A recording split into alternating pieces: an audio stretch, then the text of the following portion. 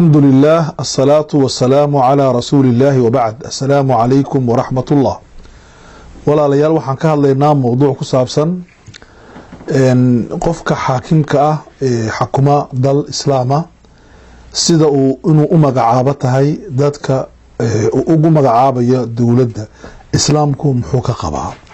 محال لغو مقعابي قف بني آدنا إنه نقضه نمدحا بوحال لغو مقعابي طلبان هاي ma waxaa lagu magacaabi family baan nahay ma waxaa lagu magacaabi oo lagu huseyni kursiga uu qabanayo asxaab baan nahay isku xisbi baan nahay maya ma waxaa lagu magacaabi rishwo iyo maxaa ku dhadaa maamulka uu ka agdhow yahay mise shuruud kale ayaa u taala oo qofku inuu madaxii ilaaliyo ay tahay ninka madaxa marka uu magacaabayo qof uu u magacaabayo madaxtinimo kitaabka quraanki shuruud shana ay u dhigay ay insaan aad magacaabaysid hadaa tahay nin madaxa sidii rasuulku markuu ahaa hogaamiyihii dowladda islaamka sidii Abu Bakar iyo Umar al-Sheekhan waxa ay ku magacaabayaan shuruud loo yaqaano shuruud dhigan oo mawduuciya oo shakhsi ahayn oo qof bini aadana la xiriirsaneen shardiga koobaad ee quraanku uu sheegay in qofka lagu magacaabo waxa weeye inuu yahay qof amaana leh qofku meesha loo magacaabaya la eegaya waxa la ilaalinayaa inuu amaana leeyahay amaanaduna waxa weeyaan walaalayaal waa inuu ilaalinayo wixii loo dhiibay oo sideeda uga soo baxayo al-amaana baadadaas shardiga labaad in la ilaaliyo waxa weeye inuu arinta loo dhiibayo aqoon iyo cilmi u leeyahay al-ilmu aqoontuna waxay ku xigtaa amaanada al-amaana iyaduna waxay noqonaysaa arinta labaad ee qof bini aadana lagu magacaabo arinta saddexaad ee qof bini aadana lagu magacaabo waxa weeye al-quwwa al-matluba li hada al-amal inuu qofku leeyahay itaal oo shaqada loo magacaabayo ku qaban karo mesela shaqadu haday tahay shaqo jir u baahan sida ciidanka kale waa inuu yahay nin jir ahaan ka dhisan haday shaqadu tahay shaqo maan iyo maskax in la maalo u baahan waa inuu leeyahay quwwa aqliya marka arintaasina waa arin muhiim ah weey arinta afraad ee loo baahan yahay in qof bini aadana shaqo loogu magacaabo waxa weeyaan in uu leeyahay shardiga ah al-hifz inuu wax ilaalin karo xafiid inuu yahay iyaduna muhiim ah oo shaqada loogu dhiibaya shardiga shanaad ee ugu dambeeya waxa weeye al-khibra oo ah inuu arintan experience iyo khibrad u leeyahay uu soo kasbaday muddo fara badan oo uu ku shaqeyn karo shanta arimood waxaa tilmaamtay nusuus iyo aayado quraana ayaa tilmaamtay idan shantan sifo iyo qofka lagu doortaa laguma doorto qaraabo laguma doorto walaalnimo laguma doorto gacalnimo laguma doorto wixii waxa oo dhan la halmaala walidaalika ayuha al-ikhwa hadii lagu doorto waxaan shanta ahayn maxaa dhaca diinta islaamku waxay noo sheegtay waxaa dhaca fasaadkana islaamku wuxuu u bixiyay waa waxa dumiya dawladda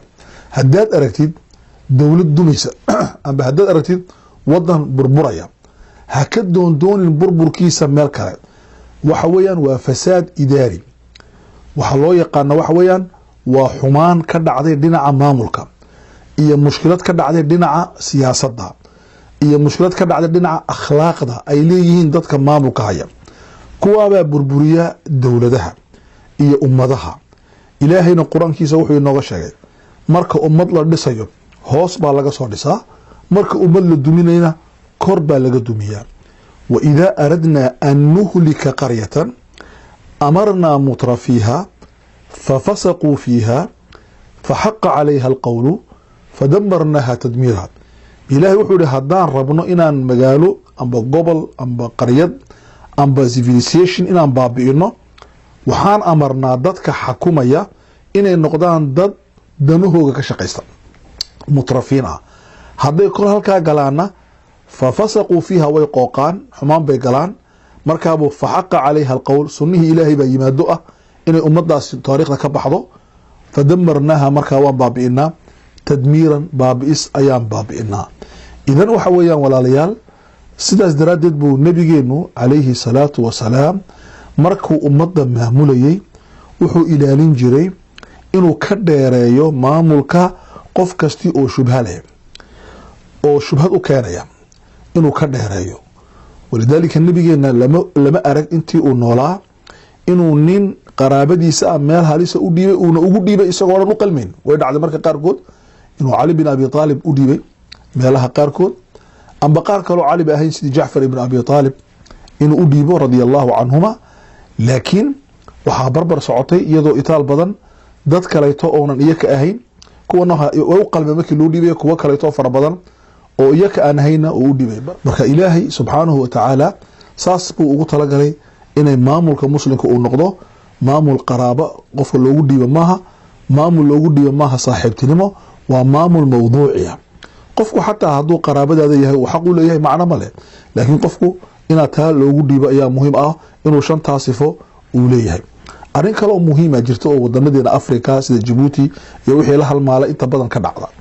waxaa ka dhacda waxa weeyaan qof baa jira maamulka loo dhiibayo laakiin aan ka tagin 30 sano 35 sano iska dul fadhinaya uuna ka soconin. Umar bin al-Khattab wuxuu yiri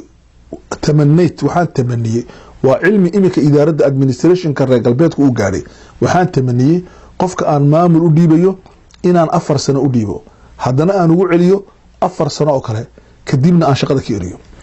sababta muxuu markaa Umar yiri, wuxuu yiri haddii uu fiican yahayna dadka bini aadamkii waxaa ka dhaca way ka daalaan. qofka fiican isagoo la jecel yahay baa laga daalaa, maadaama laga daalayo waan kala fasaxaa isaga iyo shicibkii kala daalayay. ambase hadduu xun yahayna waa laga nasabuuri oo dadku way ka nasanayaan.